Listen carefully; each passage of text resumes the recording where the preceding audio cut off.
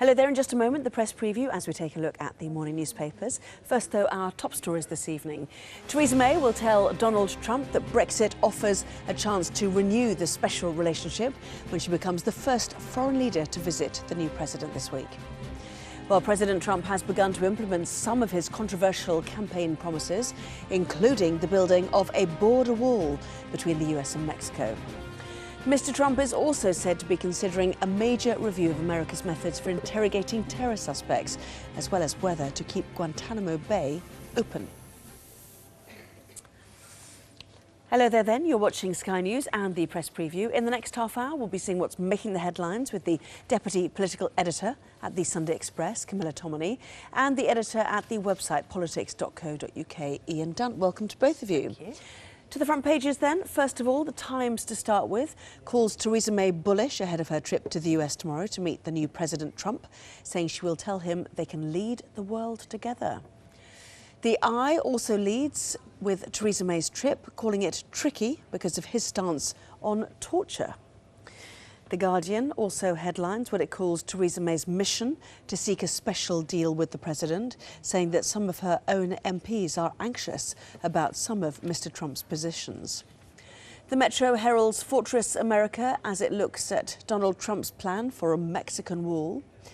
The FT looks at his effect on the markets as the Dow Jones Stock Index hits 20,000 for the first time ever, following Donald Trump's green light for infrastructure spending.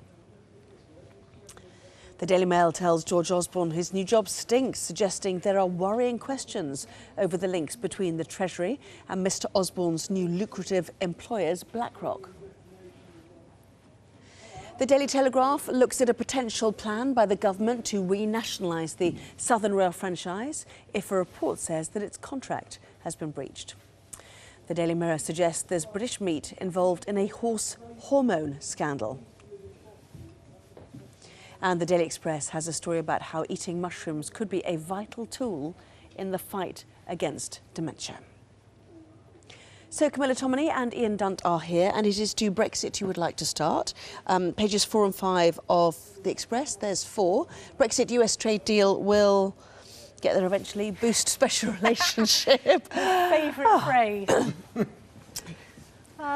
Well, no surprise that the Express is putting a positive spin on Trump and May together. How it's all going to pan out, goodness only knows. And we're going to have this quite electrifying press conference on Friday, which everyone will be glued to just to see how the Trump behaves alongside Theresa. You couldn't get two more diametrically opposed characters together in one room, I don't think. Somebody as outspoken and thin-skinned as Trump, the arch tweeter, against a woman who wouldn't dream of going on Twitter and expressing anything in 140 characters or less, unless it was really worth saying, and is very economic with her words. So let's just see what happens. But the notion of rekindling Anglo-American relations is top of the agenda, as far as Theresa May is concerned, anyway. Yeah. Tricky balancing act for her, really. I mean, on the one hand, she's got to keep the trade deal talk alive. That's very, very important to her. She can't be seen to be alienating or sort of, sticking her fingers up Britain's main ally. And yet, at the same time, there's an awful lot of disquiet in the Tory party, as well as, everywhere else in society, at what Donald Trump is, the way he behaves, whether he's a threat to world peace or to the status of America. She needs to play that quite cautiously. And actually, you saw that in PMQs today. Her response, one of her responses to Corbyn was saying, well, look, I can speak to him, frankly. That's what you get if you're pro-American. I don't know if the second part of that argument works, but that delicate balancing act is there, and she's going to need every little bit of diplomatic news that she's got to get through Friday without coming a cropper on either side of that. And she's talking about how the closeness of that relationship over the years has led to the institutions that the world enjoys today. One presumes she's talking about the United Nations, which is one institution that Donald Trump says America would like to row back from. So there is a slight awkwardness in some of these policies, certainly, not least the things he was saying today about, yes, waterboarding works, the suggestion of bringing back things like rendition and black sites like Guantanamo Bay, where you're holding people who are terror suspects. Sorry. No, please. Go on. She was going to say, I just said go on and then I spoke, sorry. I was just going to say she's kind of more safe and expresses a lot more caution, doesn't she, and has a very careful approach. And yet these are all very extreme, kind of like straight off the bat. It's so strange, really, because she doesn't do spontaneity at all. And yet he doesn't seem to be able to do kind of like pre-planned or thought out.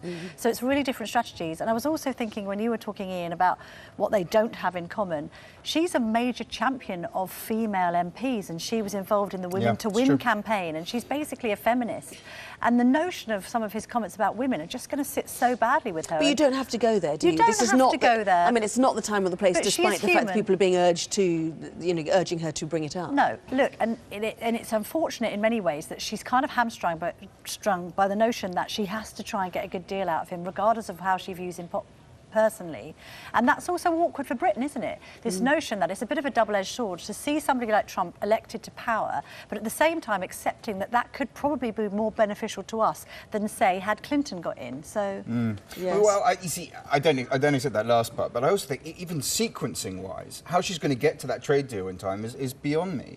They've got 2 years for the EU part. Most people think that trade deal is going to, you know, take about 7 years to work out. She herself is saying, well, look, we're going to have this other period that she hasn't quite defined after the 2 years in order to try and work out that EU deal. You're not going to go into a trade deal with the US or anyone else until they know how much market access you have in Europe. So anyway, you're already looking at a timeline that exceeds, even if you stayed around for 2 terms.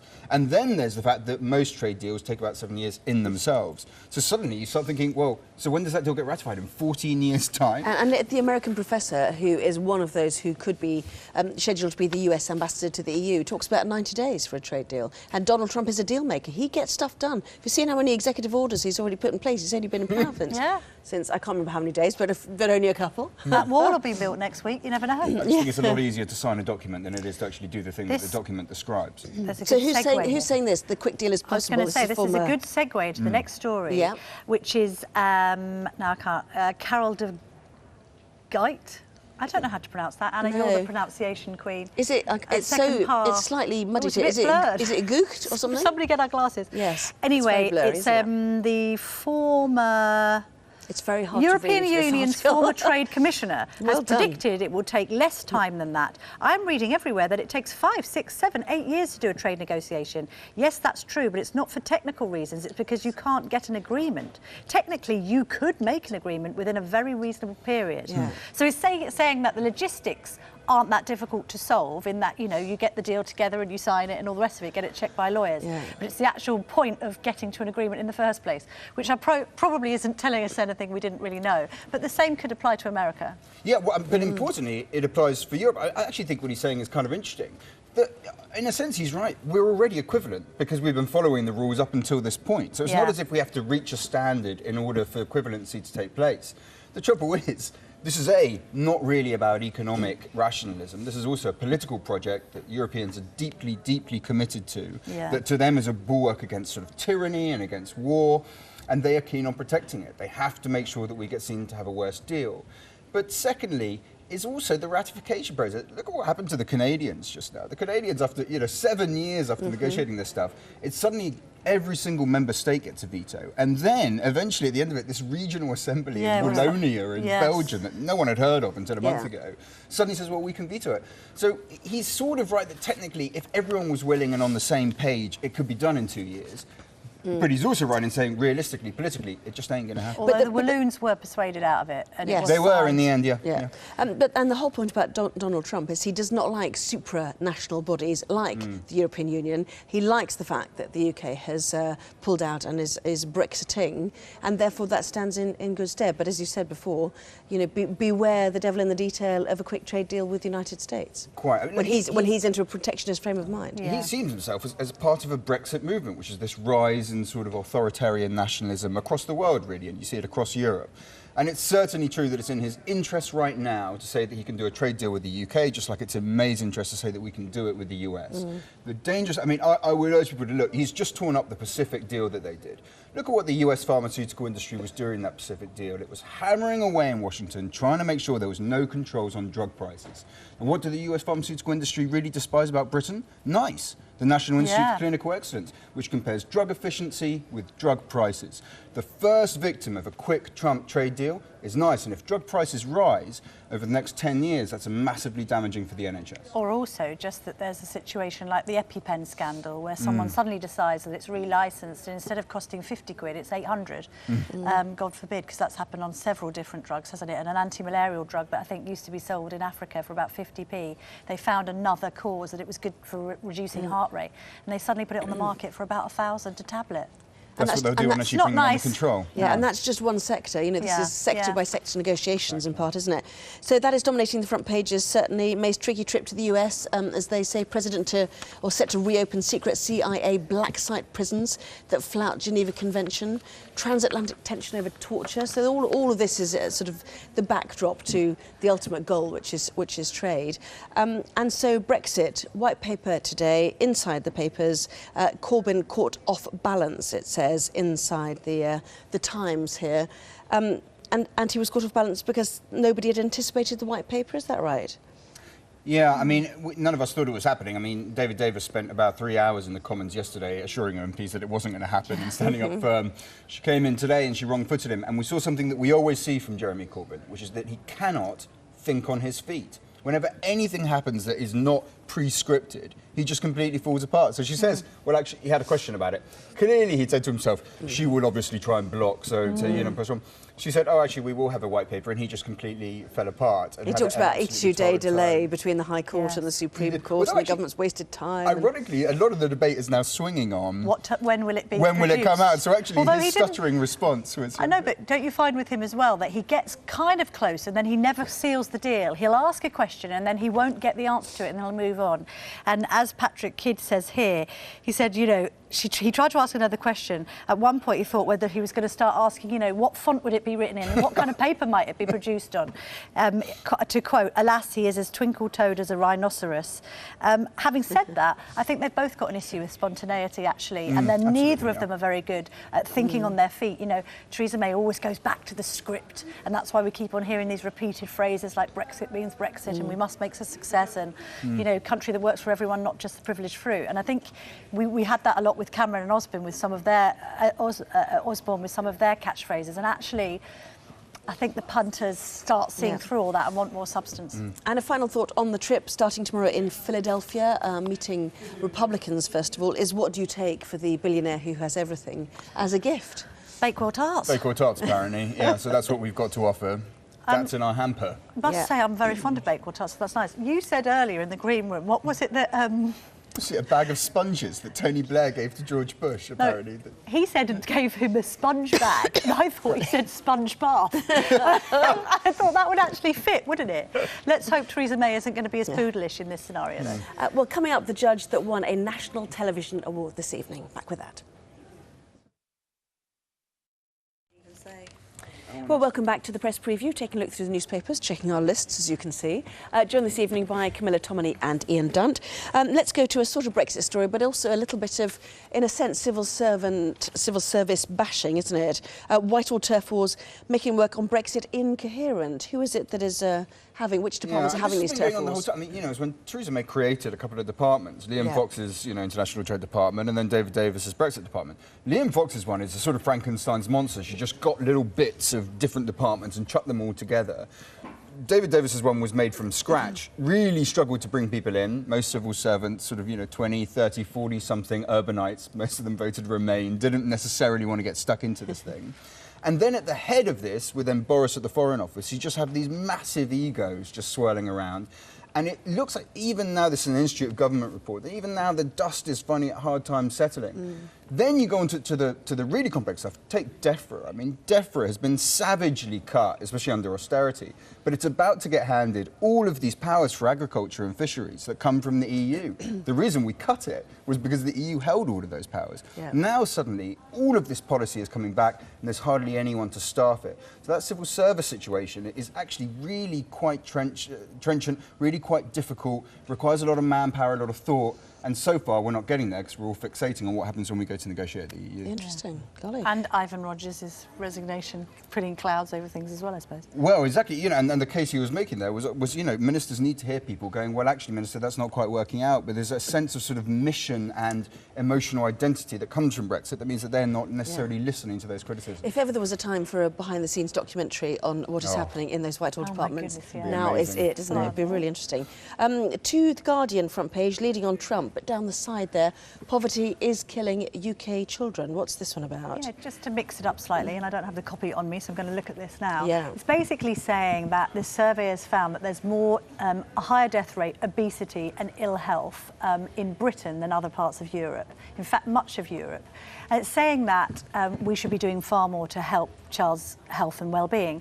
We had a story last week in the paper which is quite shocking, saying that children in Britain were suffering greatly from sleep apnea, which is a condition that usually affects middle-aged men who are grossly overweight, and it's because of the obesity crisis. So this notion that, you know, with this very advanced world that we live in, actually our children aren't particularly healthy, particularly compared to post-war era when there was scarce food and resources around, but yet people lived more happy, outgoing and outdoorsy lives, eating fresh fruit and vegetables. So this is basically what it's pointing out. Obviously, it's classic Guardian story. There's other stats in there talking about the fact that only 34% of babies are breastfed, for instance, compared with 71% in Norway. I suppose fed into it is this notion that in Britain, you know, we don't have a very good work-life balance. Divorce affects children's well-being.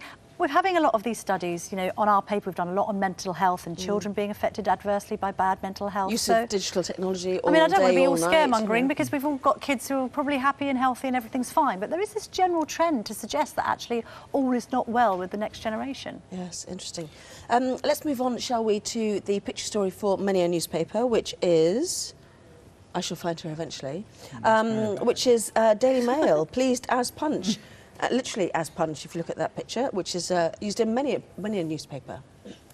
It's not the most flattering photo of her. I have very fond feelings for it because I'm a big fan of Bake Off. So I don't know why they've picked... I mean, about 3 or 4 papers have gone with this photo, which doesn't seem the kindest thing in the world. But I'm quite happy to be seeing her winning awards and sort of being recognised for it. I think she does a pretty good show with the whole thing.